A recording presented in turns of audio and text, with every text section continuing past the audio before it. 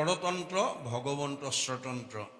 এই কথা জানি আমি সকলো কৰ্ম ঈশ্বৰত অৰ্পণ কৰিলেহে ভগৱানে আমাৰ মনৰ কামনা পূৰণ। মই নিজে কৰিছোঁ বুলি আমি ভাবিব নালাগে। আজি আমাৰ সমাজত বহুত মানুহে মই নিজে কৰিছোঁ বুলি ভাবি পেলাই কৰ্মত আগবাঢ়ি গৈ সুখ বিচাৰি পায় দুখৰ উপৰি দুখ।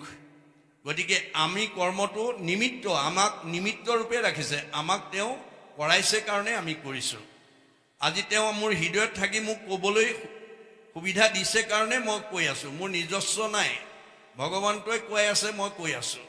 গতিকে সেইকাৰণে আমি নিজে কৰিছোঁ বুলি ভাবিলে অহংকাৰ হ'ব। সমস্ত কৰ্মক মই কৰোঁ বুলি মানে অহংকাৰ বুলি তাকো জানিবা আপোনে। মই কৰিছোঁ বুলি ভাবিলে অহংকাৰ হ'ব। গতিকে ভগৱন্তৰ এটা স্বভাৱ আছে, ভকতৰ সৰ্বদোষ সহিবাক পাৰে, দম্ভ দৰ্প অহংকাৰ সহিতে নপাৰে। আমাৰ অহংকাৰ ভাৱ ভগৱন্তই সহ্য নকৰে। সেইকাৰণে আমি অহংকাৰ শূন্যভাৱে কৰ্মবিলাক কৰিব লাগিব। আৰু যিকোনো কৰ্ম কৰোঁতে আমি ঈশ্বৰত অৰ্পণ কৰিব লাগিব। যত কৰ্ম কৰা কৃষ্ণত অৰ্পণ, তেবে অপ্ৰয়াসে সিজিবেক প্ৰয়োজন। ভগৱন্তত অৰ্পণ কৰিলে ভগৱন্তই আমাৰ সকলো মনৰ প্ৰয়োজনটো সাধন কৰিব। এই কথা প্ৰথমতে তেওঁ কৈছে। আৰু কি কৈছে? নিত্য নৈমিত্তিক যত জাতি কৰ্ম, আশ্ৰমৰ যত কৰ্ম, কৃষ্ণত অৰ্পিলে জানা সিও হুৱে মহাভাগৱত ধৰ্ম। যে কৃষ্ণত অৰ্পণ কৰি পেলাই যদি আমি কৰ্মবিলাক কৰিব পাৰোঁ, সেইটো মহাভাগৱত ধৰ্ম ৰূপে পৰিগণিত হয়। এই কথা আমাক ক'লে। গৰ্ব অহংকাৰ তেজি যিটো জনে আচৰৈ যদি ভকতি, তাতে মহাতুষ্ট হুয়া কৃষ্ণে দেন্ত বৈকুণ্ঠ যত সম্প্ৰতি। আমি অহংকাৰভাৱে কৰিলে নহ'ব, অহংকাৰ শূন্যভাৱে আমি যদি ভগৱন্তত অৰ্পণ কৰি কৰ্মবিলাক কৰোঁ, তেতিয়াহ'লে ভগৱন্তই আমাৰ সন্তুষ্ট হৈ বৈকুণ্ঠৰ সকলো সম্পত্তি আমাক দান দিব, আমাক দি দিব। গতিকে আমি যিবোৰ সম্পত্তি বুলি ভাবিছোঁ, সম্পদ বুলি ভাবিছোঁ, আমাৰ ভাগৱতৰ মতে সেইবোৰ সম্পদ নহয়। সম্পদকো জানা নহি সম্পদ, জানা আপদকো নহি আপদ, পৰম সম্পদ হৰি ভকতি, আপদ জানা হৰি বিৰকতি।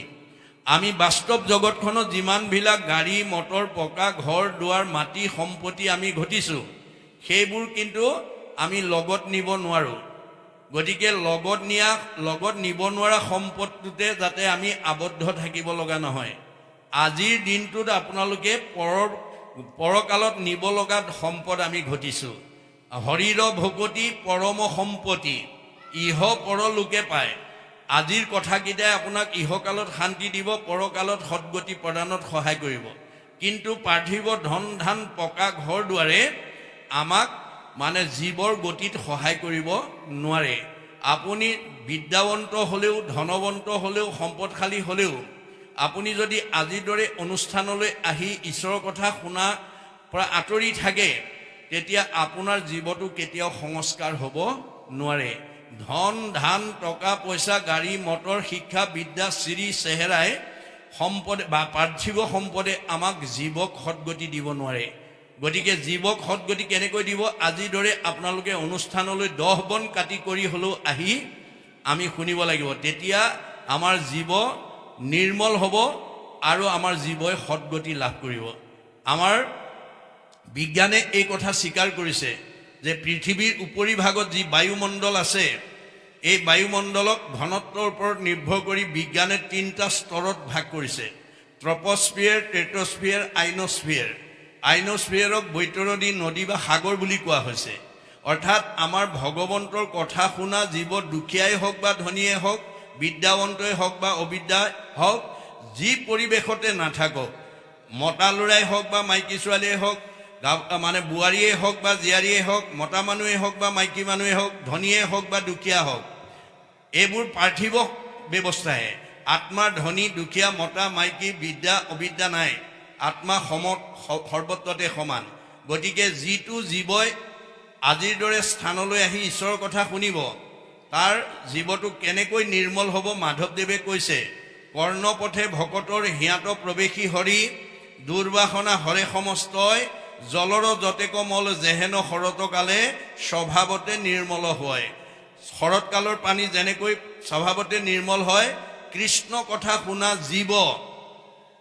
আমাৰ প্ৰশ্ন কৈছিলে যে আমাৰ উঠি অহা প্ৰজন্মক সংস্কাৰ কৰাৰ উপায় কি?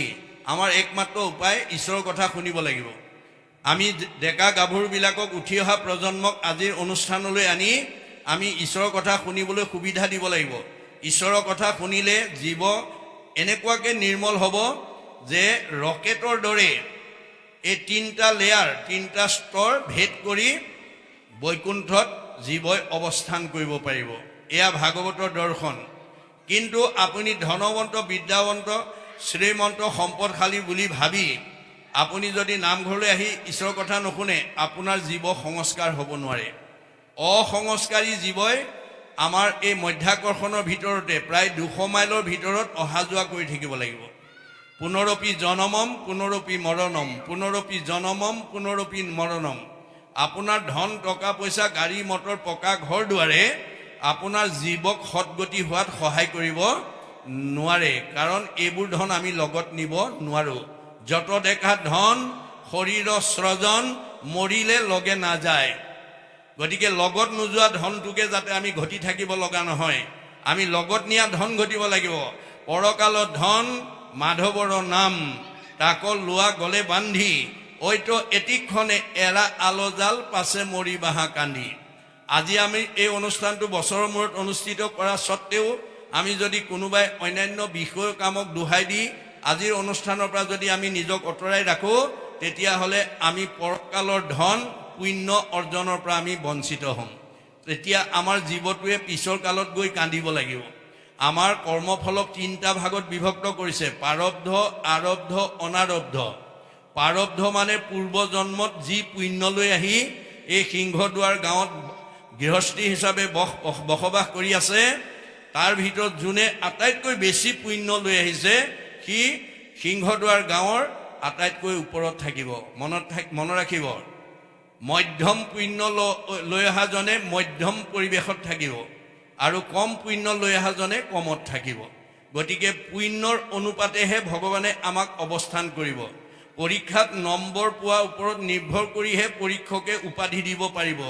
ষ্টেণ্ড কৰিছেনে, ডিষ্টিংশ্যন পাইছেনে, ষ্টাৰ পাইছেনে, লেটাৰ পাইছেনে, ফাৰ্ষ্ট ডিভিজন পাইছে, তেওঁ নম্বৰ পোৱাৰ ওপৰতহে উপাধি দিব পাৰিব। গতিকে 1 নম্বৰ কমিলেও মানে ষ্টেণ্ড কৰালৈ 1 নম্বৰ কমাৰ কাৰণে পৰীক্ষকে ক'ব নোৱাৰিব মই ইয়াক ষ্টেণ্ড কৰা বুলিয়ে কৈ দিওঁ, 1 নম্বৰহে কমিছে, নোৱাৰিব। যেনেকৈ পৰীক্ষকে 1 নম্বৰ কমিলেও মানে ষ্টেণ্ড কৰা বুলি ক'ব নোৱাৰিব, ষ্টেণ্ড মাৰ্কৰ পৰা 1 নম্বৰ কমিলে, ঠিক তেনেকৈ আপোনাৰ পুণ্য নম্বৰ কম লৈ আহিলে ভগৱন্তে আপোনাক কেতিয়াও ওপৰত ৰাখিব নোৱাৰিব। যিমান পুণ্য লৈ আহিছে সিমানতে ৰাখিব। কিন্তু সেইটো স্থায়ী নহয়।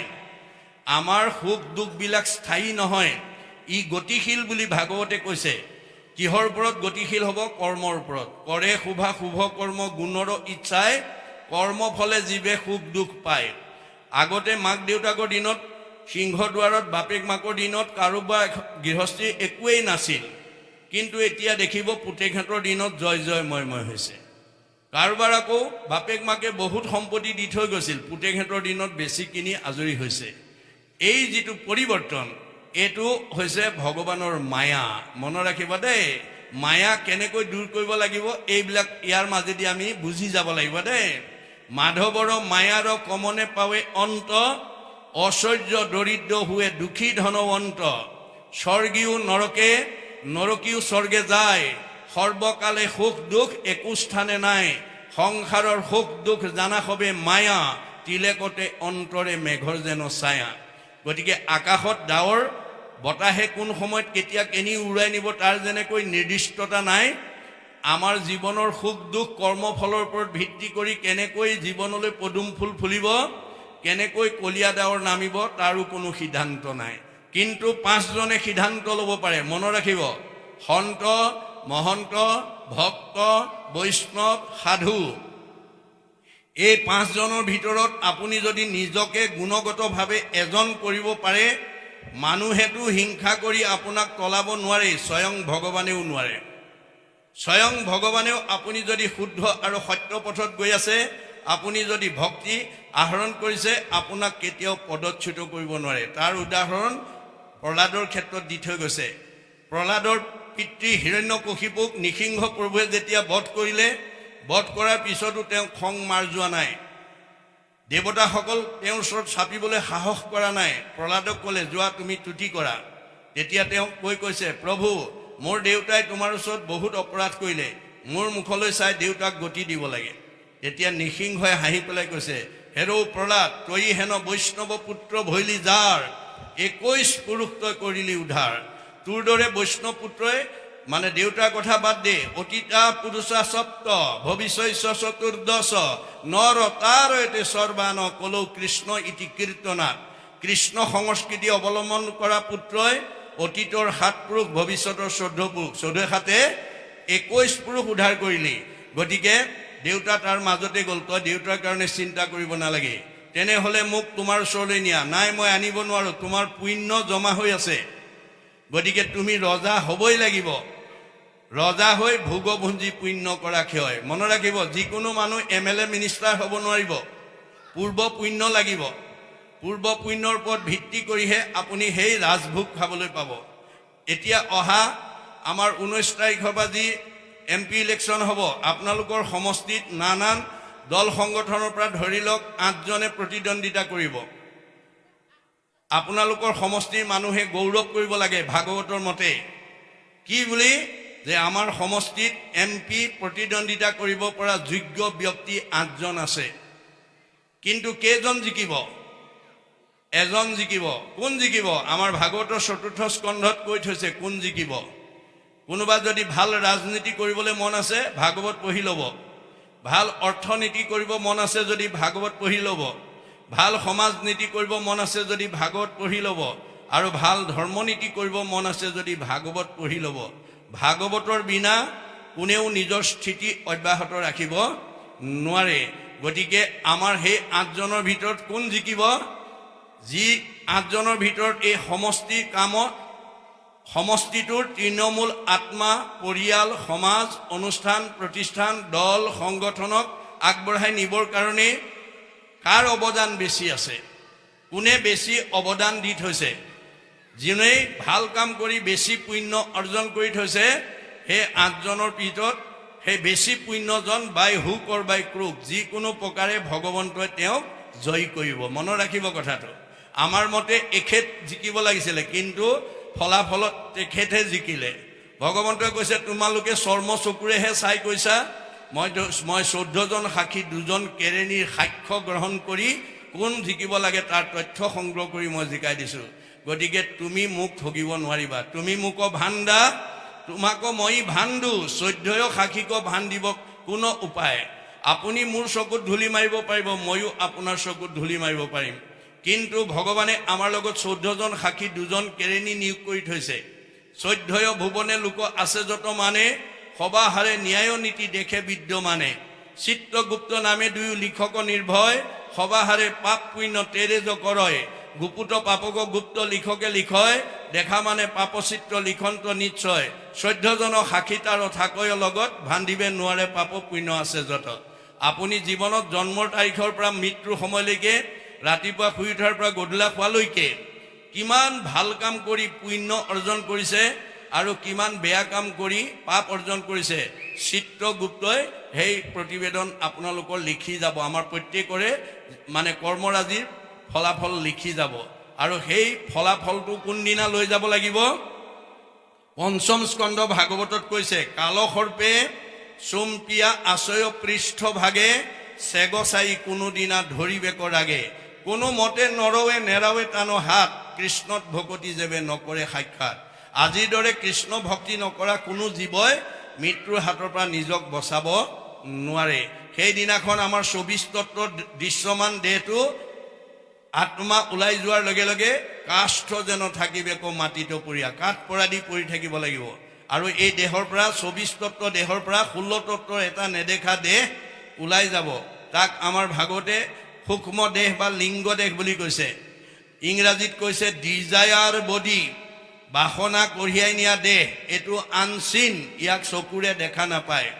এই চকুৰে নেদেখা 16টা তত্ত্বৰ লগত কি তত্ত্ব একাদশ ইন্দ্ৰিয় আৰু পাঁচোটা বিষয় লিংগ দেহ বুলি তাকো জানিবা নিশ্চয় গতিকে একাদশ পঞ্চ জ্ঞানেন্দ্ৰিয় পঞ্চ কৰ্মেন্দ্ৰিয় আৰু মন এই একাদশ ইন্দ্ৰিয় আৰু পাঁচোটা বিষয় ৰূপ ৰস গন্ধ স্পৰ্শ শব্দ এই 11 পাছে 16টা তত্ত্বই আমাৰ লগত যাব আমাৰ দেহটো ইয়াত থাকি যাব এই লিংগ দেহটো 14 জন সাক্ষী আৰু 2 জন কেৰণীৰ লগত লৈ যাব লৈ গৈ যমৰজাৰ টেবুলত আমাৰ কৰ্মৰাজিৰ মানে প্ৰতিবেদনৰ ফাইলটো জমা দিব আমি যাওঁতে মাত্ৰ দুটা বস্তু লৈ যাম পুত্ৰ ভাৰ্যা ঐশ্বৰ্য থাকিব ঐতে পৰি পাপ পুণ্য দুই যাব লগত সত্তৰি আপুনি ঘটা একো নিব নোৱাৰে মাত্ৰ পাপ আৰু পুণ্য গুচি যাব আজিৰ দৰে কৃষ্ণ কথা শুনি কিমান পুণ্য অৰ্জন কৰিছে আনক উপকাৰ কৰি কিমান পুণ্য অৰ্জন কৰিছে আৰু আনক অন্যায় কৰি কিমান মানে পাপ অৰ্জন কৰিছে আনক দুখ কষ্ট দি কিমান পাপ অৰ্জন কৰিছে হে দুটা বস্তু লগত যাব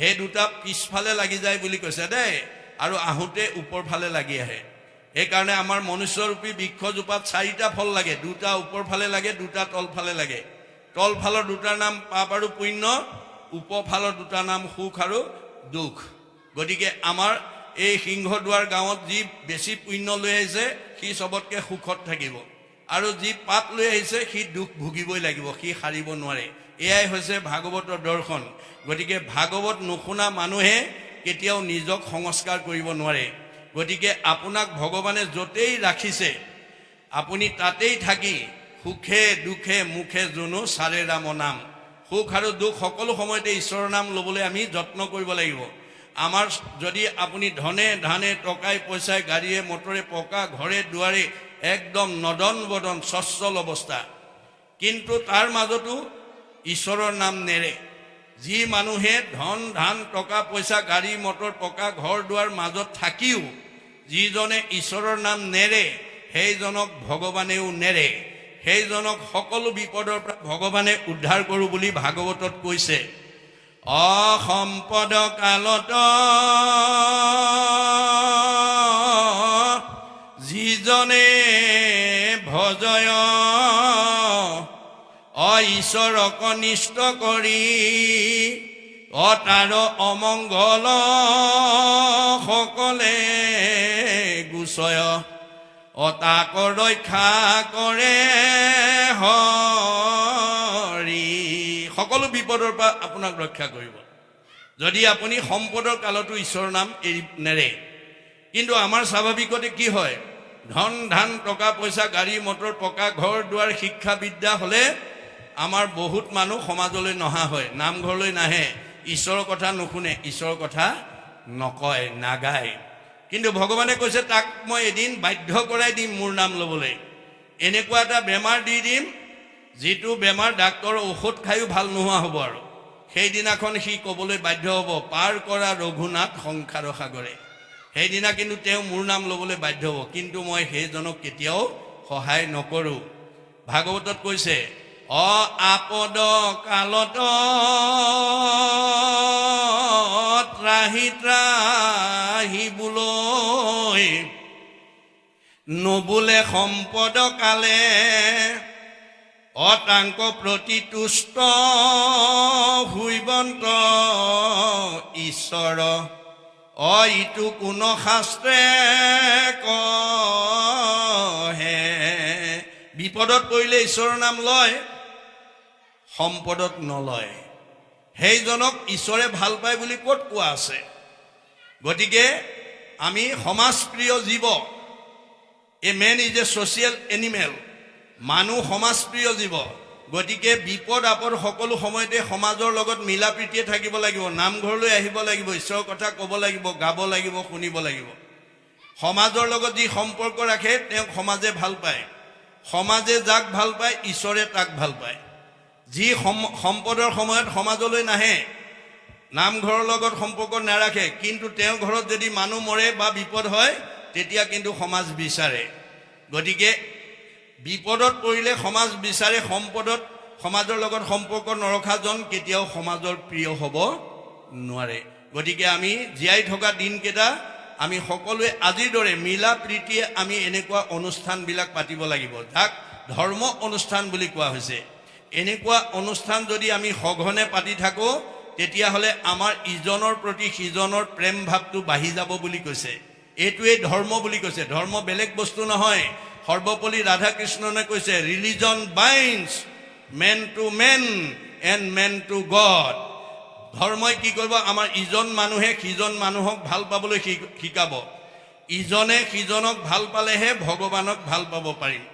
যদি আমি পৰিয়ালত ইজনে সিজনক বেয়া পাওঁ, ওচৰ চুবুৰীয়া ইজনে সিজনক বেয়া পাওঁ, সমাজে যদি ইজনে সিজনক বেয়া পাওঁ, সেইখন অধৰ্মী সমাজ।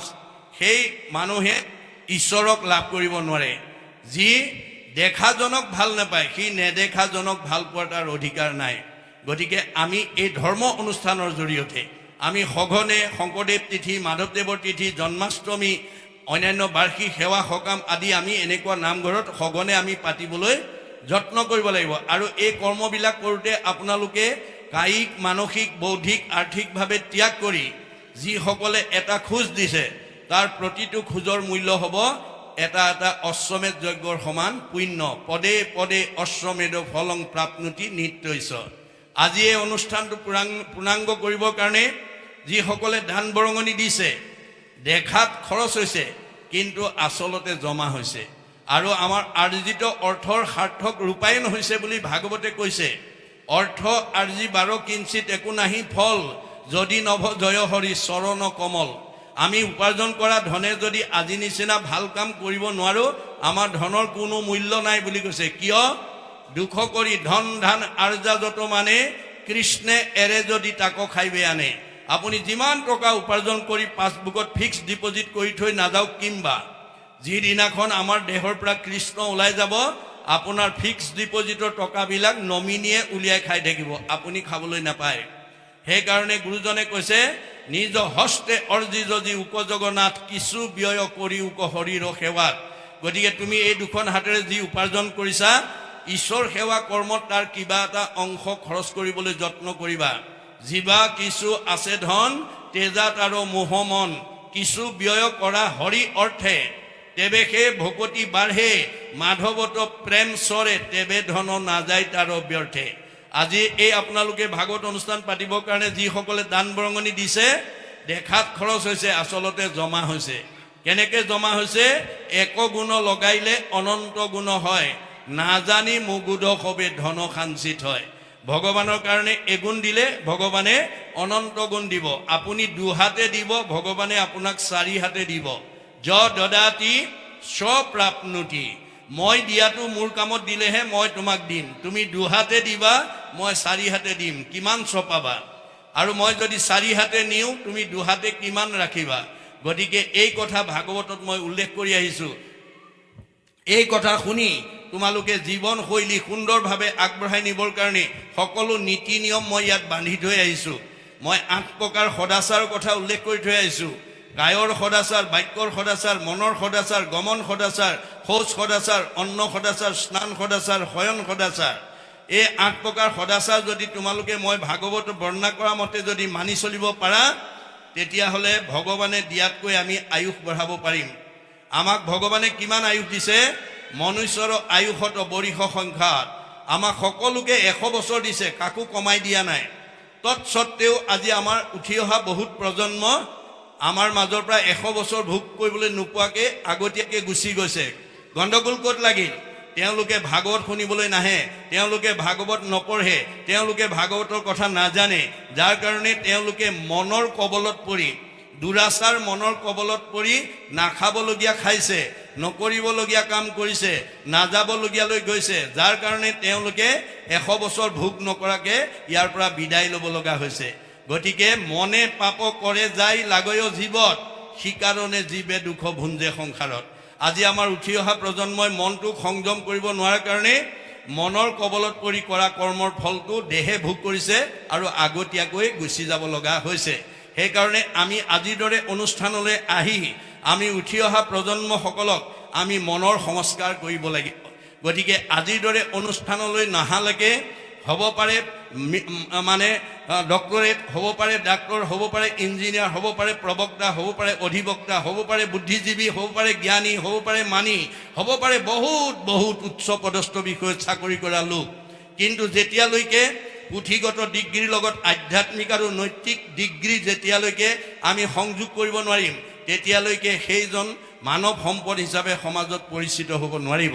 আজি বহুত পিতৃ মাতৃয়ে কষ্ট কৰি ল'ৰা ছোৱালীক পঢ়ায়, কাৰোবাক ডক্টৰ, কাৰোবাক ইঞ্জিনিয়াৰ, কাৰোবাক প্ৰবক্তা, কাৰোবাক অধিবক্তা, কাৰোবাক বুদ্ধিজীৱী, কাৰোবাক জ্ঞানী, কাৰোবাক উচ্চ পদস্থ চাকৰিত কৰা যোগ্যতা অৰ্জন কৰি দিছে। কিন্তু এই সিংহদুৱাৰ গাঁৱৰ দৰে ভাগৱত চৰ্চা প্ৰতি বছৰে নোহোৱাৰ কাৰণে, সেই উঠি অহা প্ৰজন্মই ভাগৱতৰ দৰ্শন নজনাৰ কাৰণে সেইসকল ডিগ্ৰীধাৰী ডেকা ল'ৰাই, সেইসকল ডিগ্ৰীধাৰী উচ্চপদস্থ চাকৰি কৰা সন্তানে আজি আনৰতো দূৰৰ কথা নিজৰ জন্মদাতা বৃদ্ধ পিতৃ মাতৃক বৃদ্ধকালত কেনেকৈ সেৱা কৰিব লাগে, কেনেকৈ শুশ্ৰূষা কৰিব লাগে, কেনেকৈ মৰম কৰিব লাগে, কেনেকৈ আদৰ কৰিব লাগে, কেনেকৈ লালন কৰিব লাগে, কেনেকৈ পালন কৰিব লাগে, তাক নাজানি নিজৰ জন্মদাতা পিতৃ মাতৃকো বৃদ্ধাশ্ৰমলৈ পঠিয়াই দিয়া উদাহৰণ আপোনালোকে দেখিছে। কি আমাৰ ভাগৱতে কৈছে, যিটো পিতৃ মাতৃ জন্মিলেকো দেহ, পুহিলেকো অনুদিন, শতেক বৎসৰে সিটো পুত্ৰে তাৰ খুজিবে নপাৰে ঋণ। যি পিতৃ মাতৃয়ে আমাক জন্ম দি এই বিশ্ব সংসাৰকালে আমাৰ মানৱ জীৱনৰ 100টা বছৰত আমি তেওঁলোকৰ ঋণ পৰিশোধ কৰিব নোৱাৰোঁ। তেনেস্থলত ভাগৱতৰ দৰ্শন নাজানি পুত্ৰ হুয়া যিটো পিতৃক নোপোহৈ দুৰ্জন আতি আবাতি, তাহাৰো মাংসক তাকে খুৱাবয় যমৰ কিং কৰে কাটি।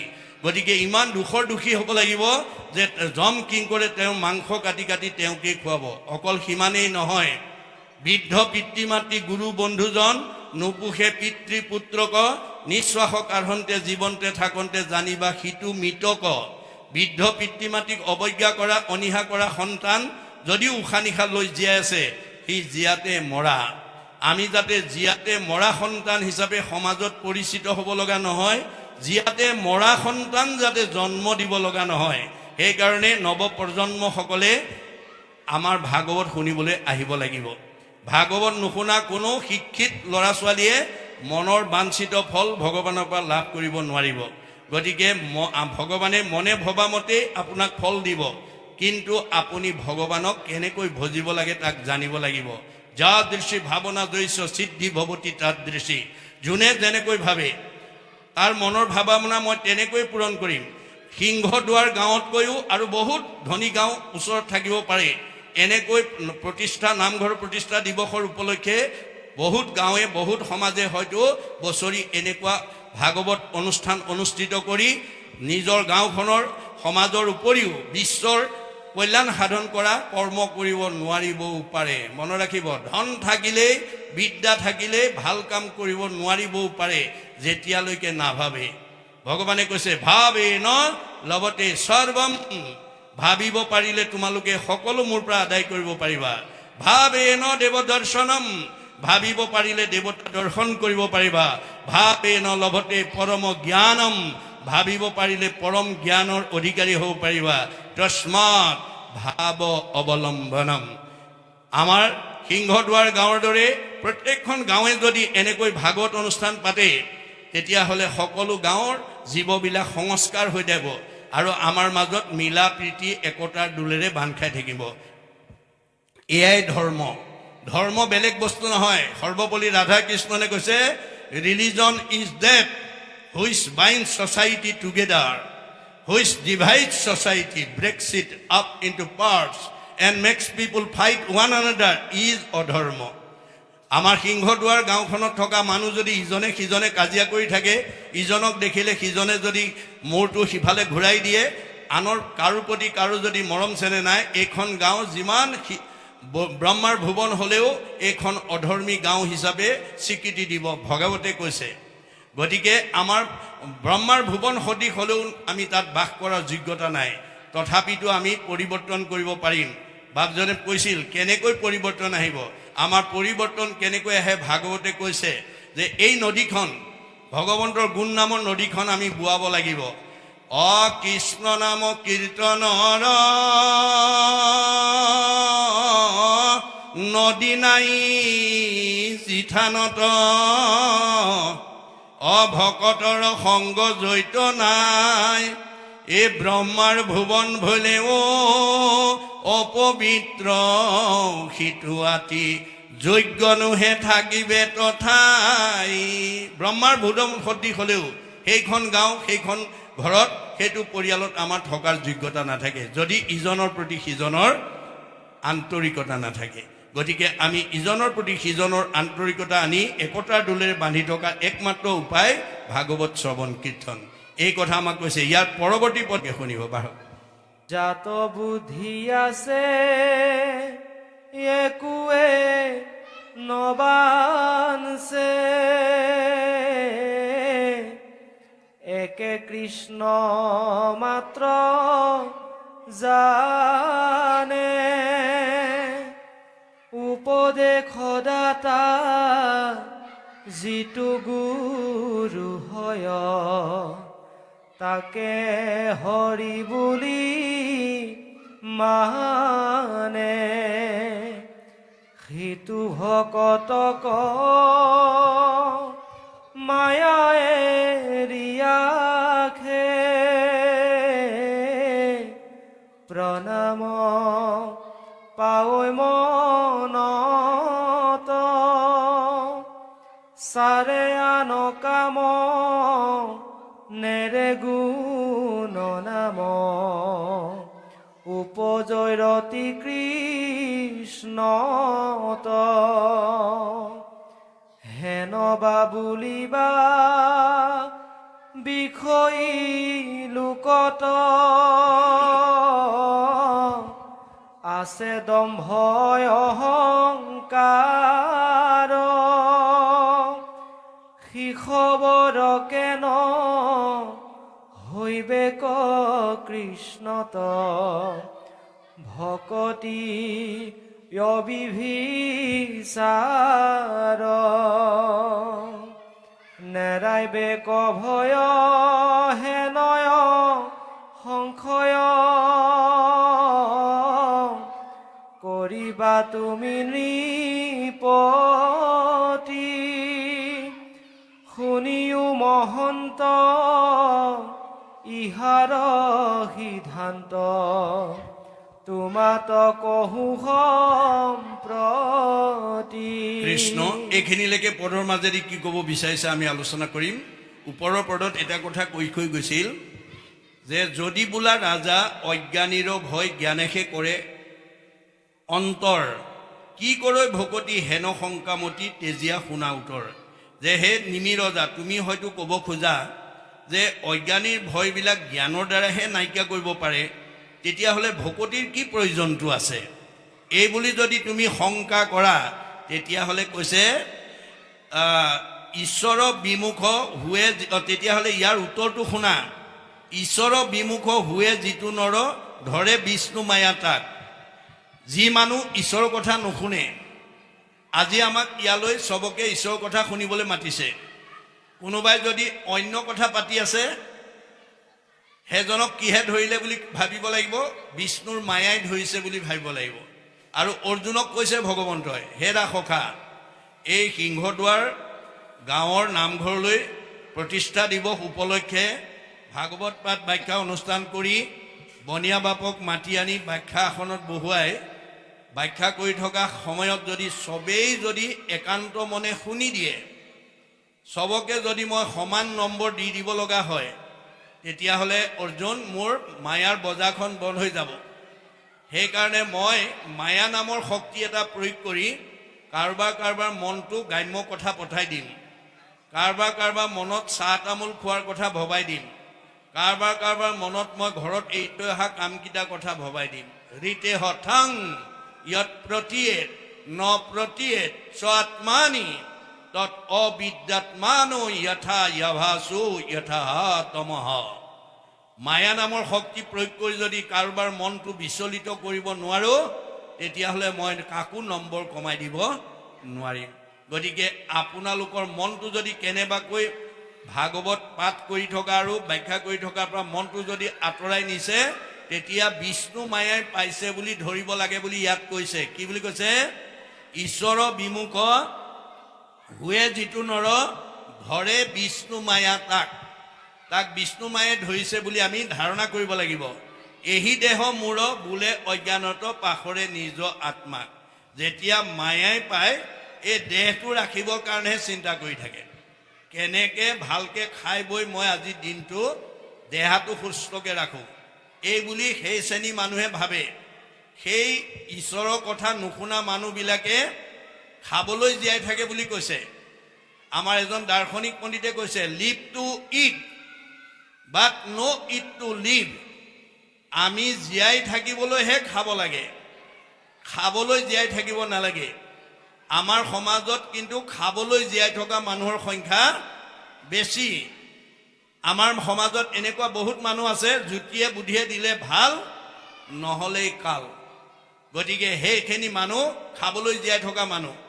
আমাৰ ভাগৱতে কৈছে খাবলৈ জীয়াই থকা হ'ব নালাগে, জীয়াই থাকিবলৈহে খাব লাগে। গতিকে জীয়াই থাকিবলৈ খোৱা মানুহে একান্ত মনে কৃষ্ণ কথা শুনি মনটোক শুদ্ধ কৰি লয়।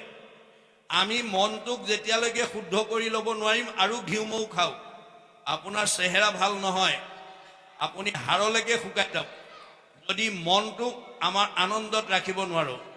আমাৰ বাইবেলত কৈছে, মেৰী হাৰ্ট ডুৱেট good like a medicine, A broken heart dried the bone. যাৰ হৃদয়ত আনন্দ থাকিব মেডিচিনৰ দৰে কাম কৰিব, চেহেৰা ধুনীয়া কৰিব, কমনীয়তা বঢ়াই দিব, আয়ুস বঢ়াই দিব। যাৰ মনটো দুখ বেদনাৰে ভৰি থাকিব সি আৰু ঘিউ মৌ খাওক, হাড়লৈকে শুকাই যাব।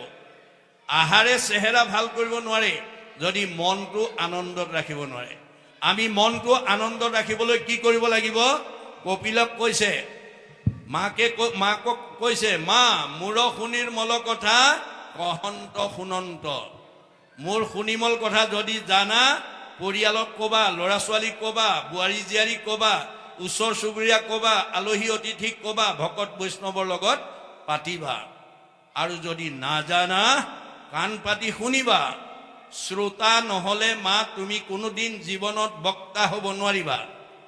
আনৰ ভাল কথা শুনাৰ যাৰ ধৈৰ্য নাই সি আনক ভাল কথা কোৱাৰ যোগ্যতা অৰ্জন কৰিব নোৱাৰে। মত বিনে চিত্ৰ আন দেৱত নেদন্ত, মত বিনে আন দেৱতাত মনোযোগ নিদিবা। কাৰণ ব্ৰহ্মা আদি কৰি জীৱ যত ৰাম ৰাম ৰাম ৰাম ৰাম মায়া সজ্জা মাজে আচয় ঘুমতি যায়। আপুনি মইনো কোন? সৃষ্টিকৰ্তা ব্ৰহ্মা, সংহাৰকৰ্তা শিৱ, পালনকৰ্তা বিষ্ণুৱেও প্ৰমুখ্য কৰি ৩৩ কোটি দেৱতা ভগৱানৰ মায়াত বন্দী হৈ আছে। তেওঁলোক নিজেই অজ্ঞান আন্ধাৰত আছে। আন্ধাৰত থকা দেৱতাৰ আশ্ৰয় ল'লে কোনোবাই পোহৰ পাব নেকি? আন্ধাৰত বহি থকা মানুহ এজনৰ কাষত কোনোবা বহিলে পোহৰ পাব নেকি? ক'ত বহিব লাগিব? ভগৱন্তই কৈছে, যে মাং প্ৰপদন্তে মায়া মেতাম তৰন্তি তে। মই পোহৰ, মই শাশ্বত, মই সনাতন, মই ব্ৰহ্ম। মই আন্ধাৰ সৃষ্টি কৰিছোঁ। মোৰ সৃষ্ট আন্ধাৰৰ পৰা কোনোবা মুক্ত হ'বলৈ হ'লে মোত আশ্ৰয় ল'ব লাগিব। দেৱতাই তোমালোকক পোহৰ দিব নোৱাৰে, তেওঁলোক নিজেই মোৰ অজ্ঞানতাত আছে। গতিকে এই কথা বুজি আমি যেতিয়া ঈশ্বৰৰ কথা ক'ম আৰু শুনিম, পৰম আনন্দ আহি মনত মিলয়। আপুনি আনন্দ বিচাৰিব নালাগে, আপোনাৰ ঘৰলৈ আনন্দ নিজে আহিব। আপুনি ভগৱানক বিচাৰিব নালাগে, ভগৱান আমাৰ ঘৰলৈ নিজে আহিব। ভাগৱতৰ দৰ্শন, ভাগৱতত ভগৱানে কৈছে, মোক ভকতে বিচাৰিব নালাগে, মইহে ভকতৰ ঘৰ বিচাৰি ফুৰোঁ। কোন ঘৰলৈ মই বিচাৰি ফুৰোঁ? যিখন ঘৰত পুৱা গধূলি ধূপ ধূনা জ্বলে, ঈশ্বৰৰ উপাসনা কৰে, সেইখন ঘৰলৈ মই যাওঁ। যেই নাম সেই হৰি, জানা নিষ্ট কৰি নামৰ সংগ নচাৰন্ত হৰি।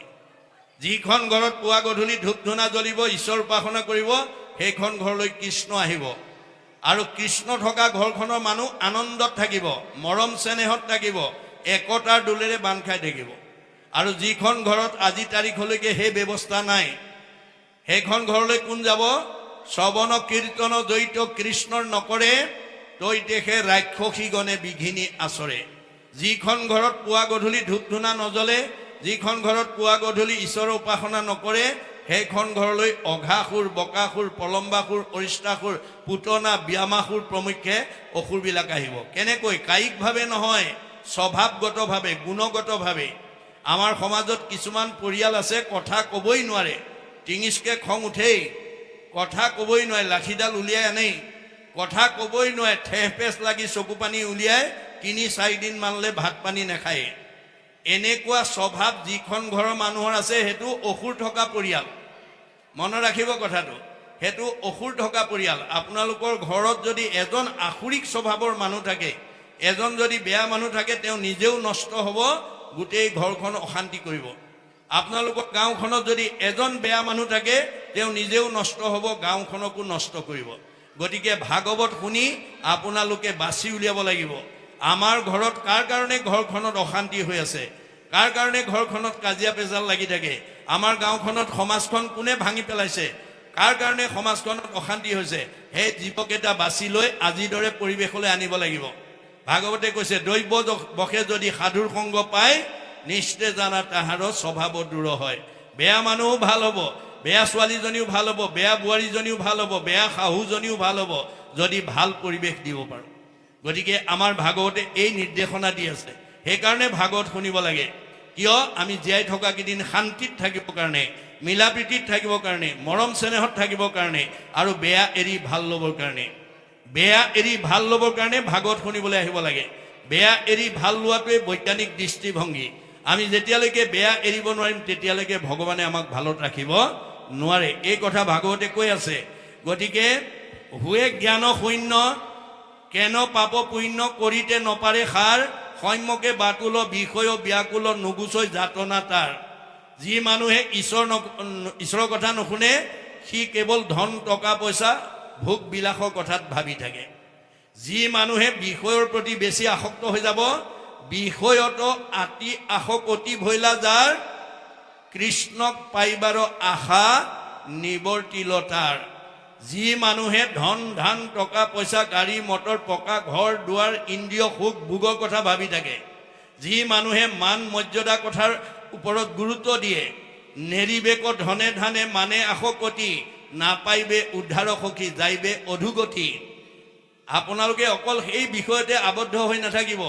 আমাক গুৰুজনে কোৱা নাই ধন টকা পইচা নঘটিবা, পকা ঘৰ নবনাবা, গাড়ী মটৰ নিকিনিবা, ভালকৈ পঢ়ি ভাল মানুহ নহবা বুলি কোৱা নাই। আপুনি পকা ঘৰ বনাওক, গাড়ী মটৰ কিনক, ধন ধাক কিনক, সকলো কৰক, কিন্তু ঈশ্বৰক নেৰিব।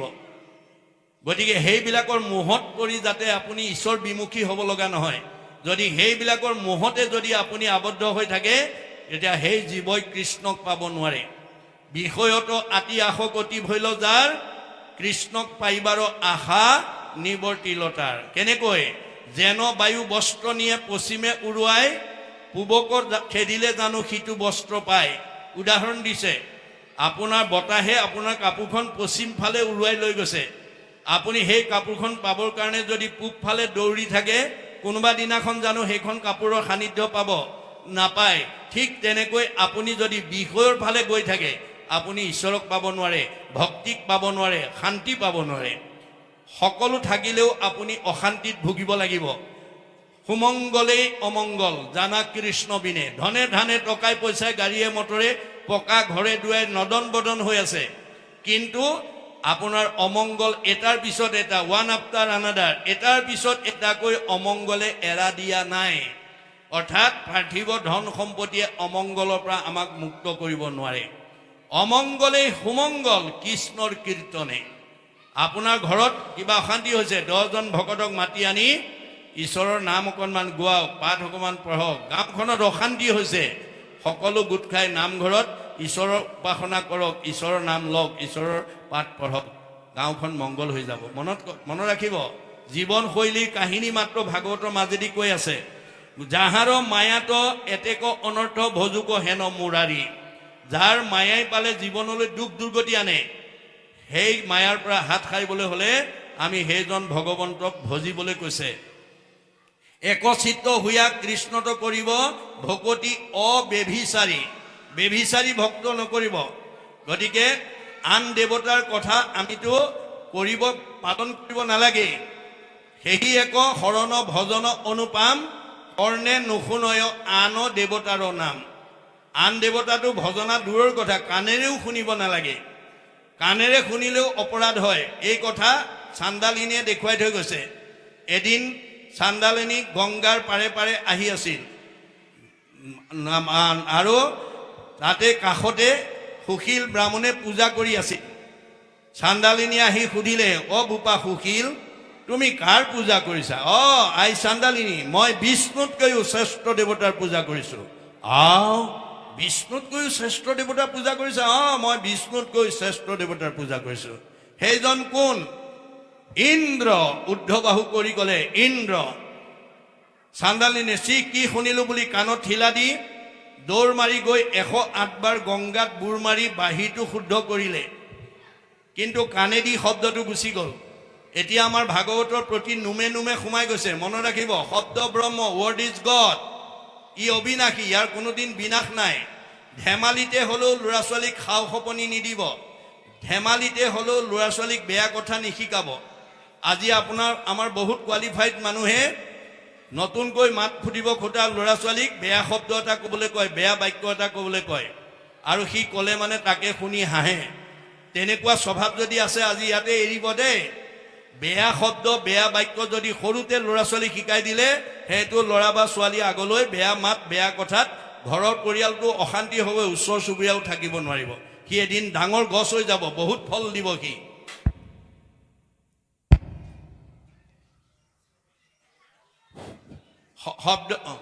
শব্দ ব্ৰহ্ম, শব্দৰ বিনাশ নাই, ধেমালিতে হ'লেও নিশিকাব। এতিয়া আমাৰ বহুত, আপোনালোকে ফেচবুকত দেখিছে, কিছুমান সৰু সৰু ল'ৰা ছোৱালীক মাক বাপে বেয়া কথা, বেয়া মাত মাতিবলৈ কৈ ভাইৰেল কৰিছে। এয়া মহা ভুল কৰিছে। আমাৰ মনস্তাত্ত্বিক শিক্ষাবিদ পণ্ডিত, দাৰ্শনিক পণ্ডিতে কৈছে, ধেমালিতেও বিষ খালে বিহে মানুহ মাৰিব। ধেমালিতে খাইছোঁ বুলি বিহে আপোনাক ৰেহাই নিদিয়ে। গতিকে ধেমালিতেও যদি বেয়া শব্দ শিকায়, সি ক্ৰিয়া কৰিবই, সি আমাক প্ৰতিক্ৰিয়া কৰিবই। গতিকে সেইবিলাকৰ পৰা আমি সদায় সজাগ থাকিব লাগে। ভাগৱত সেইকাৰণে শুনিব লাগে, যাতে আমাৰ জীৱনৰ শৈলীত কোনো ভুল পথে আমি যাব লগা নহয়। গতিকে চাণ্ডালিনীয়ে আহি সেই শব্দটো শুনাৰ লগে লগে কাণত ঠিলা দি দৌৰ মাৰি 108 বাৰ গংগাত বুৰ মাৰি বাঁহীটো শুদ্ধ কৰিলে, কিন্তু শব্দটো কাণেদি গুচি গ'ল। তাৰ প্ৰতিক্ৰিয়াৰ পৰা নিজক বচাবৰ কাৰণে পাৰত বহি কৃষ্ণ নাম জপ কৰি আছে। সেই সময়তে দেৱৰ্ষি নাৰদ আহি ওলালহি। ওলাই আহি পেলাই চাণ্ডালিনীক সুধিলে, আই চাণ্ডালিনী, তুমি তিতা বস্তুৱে কি কৰিছা? বোপা নাৰদ, আজি মোৰ ডাঙৰ ঘটনা হ'ল। কি হ'ল? মই গংগাৰ পাৰে পাৰে আহি আছিলোঁ, সুশীলে পূজা কৰি আছিলে। কাৰ পূজা কৰা বুলি সুধিলোঁ, বিষ্ণুতকৈ শ্ৰেষ্ঠ দেৱতা বুলি ক'লে। সেইজন কোন বুলি সোধাত ইন্দ্ৰ বুলি ক'লে। লগে লগে মই কাণত ঠিলা দি 108 বাৰ গংগাত বুৰ মাৰি বাঁহীটো শুদ্ধ কৰিলোঁ, কিন্তু শব্দটো কাণেদি গুচি যোৱাৰ কাৰণে তাৰ প্ৰতিক্ৰিয়াৰ পৰা নিজক বচাবৰ কাৰণে কৃষ্ণ নাম জপ কৰি আছোঁ। নাৰদে ক'লে, কি কোৱা চাণ্ডালিনী? যাক চুলে গা ধুব লাগে, যাৰ ছাঁটো গচকিলে অপবিত্ৰ হয়, যাৰ লগত সংলাপ কৰিলে অপবিত্ৰ হয়, তোমাক অপবিত্ৰ কৰিছে, এই কথা শুনি মই আশ্চৰ্য প্ৰকাশ কৰিছোঁ। তেতিয়া চাণ্ডালিনীয়ে ক'লে, বোপা নাৰদ, তুমি ঠিকেই কৈছা, কিন্তু মোৰ প্ৰাৰব্ধ কালত ভগৱন্তৰ চৰণত এটা নিবেদন আছিল, আৰু সেই নিবেদনত প্ৰভুৱে মোক অনুমোদন জনাই থৈছিল। মোৰ নিবেদনটো আছিল, প্ৰভু, কৰ্মফলে জীৱা জন্ম হৌক সংসাৰত, প্ৰভু নচাৰুক চিত তোৱা চৰণত। মোক কৰ্মফলে য'তেই দিয়া, মহানগৰতেই দিয়া বা চহৰতেই দিয়া, নদীৰ পাৰতেই দিয়া বা পাহাৰতেই দিয়া, সিংহ দুৱাৰতেই দিয়া বা শিৱসাগৰতেই দিয়া, য'তেই জন্ম নিদিয়া তাতেই থাকি যাতে তোমাৰ গুণ নাম ল'ব পাৰোঁ, এই কৃপা তুমি মোক কৰিবা। গতিকে তুমি কোৱাৰ দৰে মই কৰ্মফলত চাণ্ডালিনীৰ গৰ্ভত জন্ম ল'লোঁ সঁচা, কিন্তু কৃষ্ণ সি পৰম দেও, সংসাৰতে সাৰ, পাতকী উত্তৰে মাত্ৰ নাম ললে যাৰ, সেই কৃষ্ণ এৰি যিটো আন দেৱ পূজয়, পশুটো অধম সিটো একোৱেই নুবুজয়। হেন পাখণ্ডত মই কৰিলোঁ আলাপ, এতেকে সিজিল মোৰ অমোচন পাপ। গতিকে সেইজন পাখণ্ড লোকৰ লগত কথা পতাৰ কাৰণে মোৰ অমোচন পাপ সিজিল, আৰু সেইকাৰণে মই তাৰ পৰা মুক্ত হ'বৰ কাৰণে এই ব্যৱস্থা কৰিছোঁ। নাৰদ আচৰিত খাই গ'ল। এই সময়লৈকে মই 12 বৈষ্ণৱৰ ভিতৰত নিজকে এজন শ্ৰেষ্ঠ বৈষ্ণৱ বুলি ভাবি চাণ্ডালিনীক নিচ জাতি বুলি ভাবিছিলোঁ, কিন্তু এওঁৰ বক্তব্যই মোৰ দিব্য জ্ঞান প্ৰদান কৰি দিলে। অতি পাতকী কৰি হৰিষ, ধিয়াৱৈ কৃষ্ণক এক নিমিষ, হৈল পুণ্যশালী সিও বিচিত্ৰ, পবিত্ৰ কাৰীকো কৰে পবিত্ৰ। মই এই সময়লৈকে তোমাক নিচ জাতি বুলি ভাবিছোঁ, তোমাৰ কথাই আজি মোক পবিত্ৰৰো পবিত্ৰ, পৰম পবিত্ৰ কৰি দিলে। চাৰিও বেদৰ তত্ত্ব তই আছ জানি, তই সি উত্তম জাতি, তই মহাজ্ঞানী। চাৰি বেদৰ সাৰ তত্ত্ব তই জানিলি চাৰি বেদে কি কৈছে ব্ৰহ্মাই তিনিবাৰ প্ৰমাণ কৰি দেখুৱাই থৈ গৈছে চাৰিও বেদক ব্ৰহ্মাই আনি বিচাৰিলা তিনি বাৰ প্ৰমাণী এহি মানে মাত্ৰ কৰিলা সাৰ হৰি কীৰ্তনেহে তৰে সংসাৰ গতিকে তই হৰি নাম কণ্ঠস্থ হৈছে তোক চালে তীৰ্থও পবিত্ৰ হয় গতিকে নাৰদ নিজেই সংস্কাৰ হৈ গৈছে সেই সময়লৈকে তেওঁ নিজকে 12 বৈষ্ণৱৰ ভিতৰত এজন শ্ৰেষ্ঠ বৈষ্ণৱ বুলি ভাবিছিল কিন্তু চাণ্ডালিনীৰ কথাই তেওঁ মনৰ সলনি কৰি দিলে গতিকে এই কথাবিলাক আমি জানিব লাগিব আপোনালোকৰ ঘৰলৈ আলহী অতিথি আহিব পাৰে বন্ধু বান্ধৱ আহিব পাৰে ওচৰ সমীপৰ মানুহ আহিব পাৰে কিন্তু কোন মানুহ আহিছে আপুনি ভাগৱত শুনাৰ পিছত চিনি লৈ ল'ব আমাৰ মাধৱদেৱে ঘোষাত লিখিছে অধমে কেৱল দুখ মধ্যমে দুখ গুণ কৰয় বিচাৰ উত্তমে কেৱল গুণ উত্তম উত্তমে অল্প গুণ কৰয় বিস্তাৰ আপোনাৰ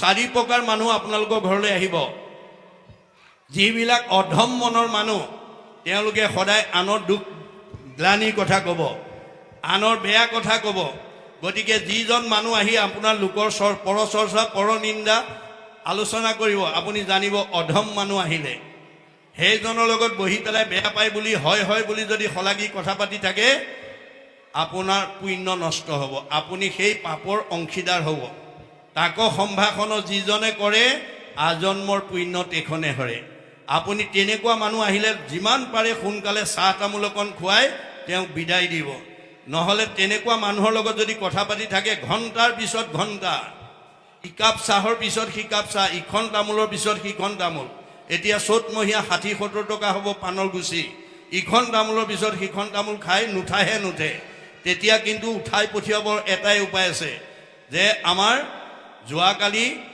আমাৰ মানে সিংহদুৱাৰ নামঘৰলৈ আমাৰ ভাগৱত পাঠ ব্যাখ্যালে জগত বনিয়া বাপক আনিছিলে তেওঁ নিমিনৱ সংবাদৰ কাহিনীৰ পৰা এইকেইটামান ইমান ধুনীয়া কথা কৈছিলে বুলি কোৱাৰ লগে লগে পৰচৰ্চা কৰা মানুহজনে কি বুলি ক'ব জানে হেৰা মোৰ গৰুটো পানী খুৱাব আছে মই যামগৈ আৰু তাৰমানে তেওঁ ঈশ্বৰৰ কথা নুশুনে ভাগৱতে কৈছে অজিন পাতকি আত নাপাতিব কাণ পাপীৰ পুণ্যৰ দেখা প্ৰত্যক্ষ প্ৰমাণ আপোনাৰ ঘৰলৈ অহা মানুহজন পাপী মানুহ নে মানে পুণ্যৱান মানুহ আপুনি কথাত চিনি পাব লাগিব মনত ৰাখিব কথাটো চুম্বক মাত্ৰেই লো আকৰ্ষণ কৰে চুম্বকৰ এইটো ধৰ্ম কিন্তু মামৰ থকা লো চুম্বকে আকৰ্ষণ কৰিব নোৱাৰে মানুহ মাত্ৰেই কৃষ্ণ কথা শুনিব লাগে এইটো মানুহৰ ধৰ্ম কিন্তু যদি মামৰ লাগি আছে বিজ্ঞানৰ ভাষাত মামৰ বুলি কয় আমাৰ শাস্ত্ৰীয় ভাষাত কৰ্মবন্ধ বুলি কয় কৰ্মবন্ধ যুক্ত জীৱ ঈশ্বৰৰ কথা শুনিব নোৱাৰে সিও পৰিৱৰ্তন হ'ব কেতিয়া কৃষ্ণই উদ্ধৱক কৈছে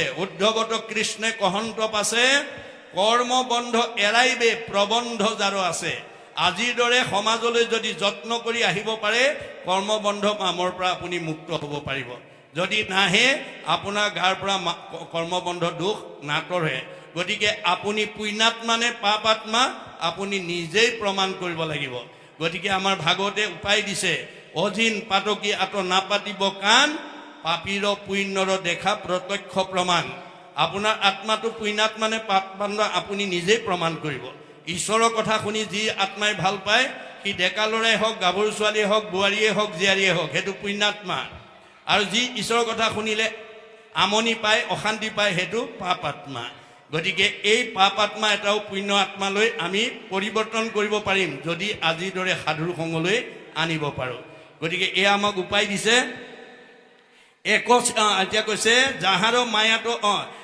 জাত বুদ্ধি আছে একোৱে নবাঞ্চে একে কৃষ্ণ মাত্ৰ জানে উপদেশ দাতা যিটো গুৰু হয় তাকে হৰি বুলি মানে আমাৰ জীৱনৰ পথ দেখা দিছে মনত ৰাখিব জাত বুদ্ধি আছে যাৰ বুদ্ধি আছে একোৱে নবাঞ্চে বুদ্ধিয়ক মানুহে অন্য পাৰ্থিৱ সম্পত্তি নিবিচাৰে একোৱে নাবাঞ্চে এক কৃষ্ণ মাত্ৰ জানে একমাত্ৰ কৃষ্ণ কথা দিনটোত কেনেকৈ শুনিবলৈ পাওঁ কেনেকৈ ক'বলৈ পাওঁ কেনেকৈ জানিবলৈ পাওঁ তাৰ কাৰণে সদায় বাঞ্ছা কৰি থাকে যিবিলাক বুদ্ধিয়ক মানুহবিলাকে ধন টকা পইচা ভগৱন্তৰ নিবিচাৰে মাধৱদেৱে ভগৱানৰ পৰা টকা পইচা বিচৰা নাই কি বিচাৰিছে কৃপাৰ সাগৰ দেৱকী নন্দন পুৰী ও মনৰ কাম ভকতৰ সংগ সদানো গুচুক মুখে তোৱা গুণ নাম মোক মানে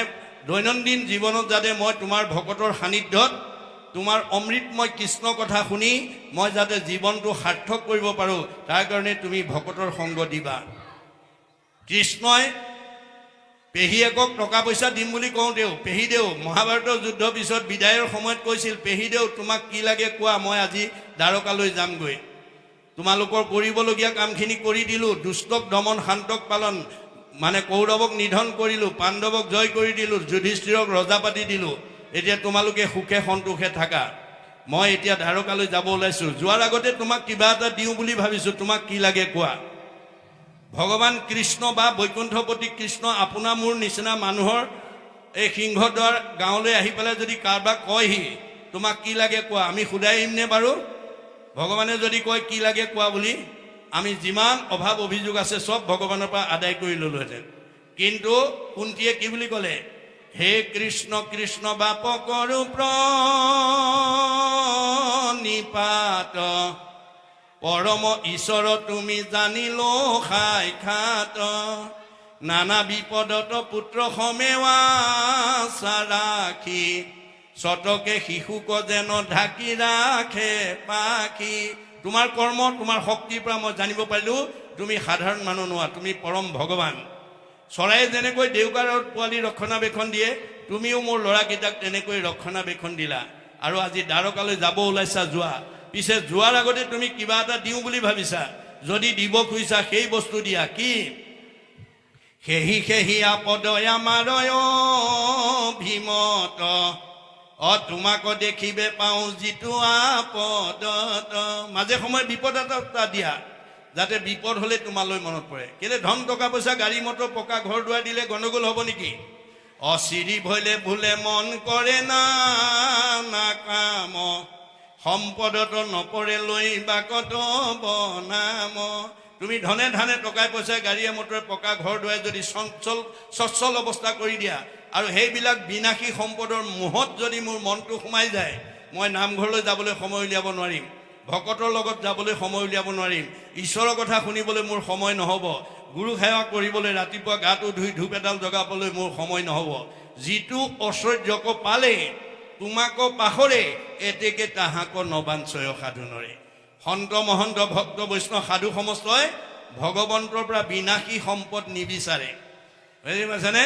তেওঁলোকে পৰম ভক্তি বিচাৰে। কাৰণ আপোনাৰ ঘৰত ভক্তি থাকিলে সম্পত্তি নিজে আহিব, কৃষ্ণ নিজে আহিব। মানে মুক্তিৰ আপুনি ভকত হওক, মুক্তি বিচাৰিব নালাগে, মুক্তি নিজে আহিব। আপুনি অবিদ্যা বিনাশ কৰক, অবিদ্যা নাখিলে আনো বিভূতি যতেক, ভকতৰ পিছে পিছে ফুৰয় প্ৰত্যেক, যদ্যপি তেখম্বে তাকো স্পৃহা নকৰয়, প্ৰভু কোনো ভকতীয়ে তাকো মিলাৱয়। ভকতে মুক্তি নিবিচাৰে, কিন্তু মুক্তিহে পিছে পিছে গৈ থাকে। এজন গুণী জ্ঞানী মানুহে বিষয় নিবিচাৰে, সমাজেহে বিষয় দি থাকে। গতিকে আপুনি সৎ হওক, আনৰ পৰা সন্মান বিচাৰিব নালাগে, আপোনাৰ সন্মান নিজে কৰিব। আপুনি অসৎ হওক, আপুনি মোক অনাদৰ কৰা বুলি ক'ব নালাগে, লেইলে চেচে দেখিলেই কৰিব। গতিকে গুণত পূজা, এই তথ্য আমাক দি আছে। গতিকে আজিৰ দৰে আপোনালোকে ভকত শুনক, যিটো ভকতক মায়া এৰি আহে প্ৰমাণ পাৱৈ মনত, চাৰে আনো কাম নেৰে গুণ নাম উপজয় ৰতি কৃষ্ণত। আপুনি নামঘৰলৈ অহা, আপুনি ভগৱন্তৰ কথা গোৱা শুনাৰ পৰা আপোনাৰ লাভ হৈছেনে নাই আপুনি নিজে গম পাব। এই বুলি কৈছে দেই, যে সিটো ভকতক মায়া এৰি আহে প্ৰমাণ পাৱৈ মনত। আপোনাক মায়াই এৰিছেনে নাইৰা আপুনি নিজে প্ৰমাণ পাব। আজি ভাগৱত শুনাৰ পিছত যদি আপোনাৰ খং ৰাগটো আগতকৈ কমি যায়, আনৰ প্ৰতি হিংসা খিয়াল কৰিলে যদি ভাৱটো যদি কমি যায়, তেতিয়া আপুনি জানিব মায়াই আপোনাক এৰিছে। যদি আজি ভাগৱত শুনাৰ পিছতো আপুনি আনক অন্যায় হিংসা কৰা ভাৱ কমা নাই, তেতিয়া জানিব আপোনাৰ মায়াই আপোনাক এৰা নাই। মনত ৰাখিব কথাটো। গতিকে আপোনাৰ আগতকৈ খংটো কমিছে নেকি? ভাগৱত শুনাৰ পিছত আনৰ প্ৰতি হিংসা ভাৱটো কমিছে নেকি? যদি কমিছে তেতিয়া মায়া আপোনাৰ ওচৰৰ পৰা আঁতৰ হৈছে, যদি বাঢ়িছে তেতিয়া আপোনাৰ মায়া আৰু আহিছেহে। আপুনি মায়াক খেদিব পৰা নাই। এই কথা আপুনি প্ৰমাণ চাব লাগিব বুলি কৈছে। প্ৰমাণ পাৱই মনত, আপুনি নিজেই মনতে প্ৰমাণ পাব। চাৰে আন কাম নেৰে গুণ নাম উপজয় কৃষ্ণ অদতি কৃষ্ণদ। তেতিয়া আন কামতকৈ কৃষ্ণ কথা শুনাত গুৰুত্ব দিব। যেতিয়া মায়াই এৰিব তেতিয়া আন কামতকৈ কৃষ্ণ কামত বেছি গুৰুত্ব দিব। কিয়? আন কৰ্মে লগাইলে যতেক সিও হিয় বৃথা, জনমো বৃথা হুৱে নুশুনয় কৃষ্ণ কথা। আপুনি গোটেই দিনৰ দিনটো যদি ধান টকা পইচা উপাৰ্জনৰ কৰ্মতে যদি সময়টো নষ্ট কৰে, তেতিয়াহ'লে আপোনাৰ বৃথা আয়ুস গ'ল, বৃথা আয়ুস গ'ল। গতিকে সেইবিলাক কামে আপোনাক সহায় নকৰে। যদি কৃষ্ণ কথা নুশুনাকৈ আপোনাৰ আয়ুসটো যদি আপুনি নষ্ট কৰিলে।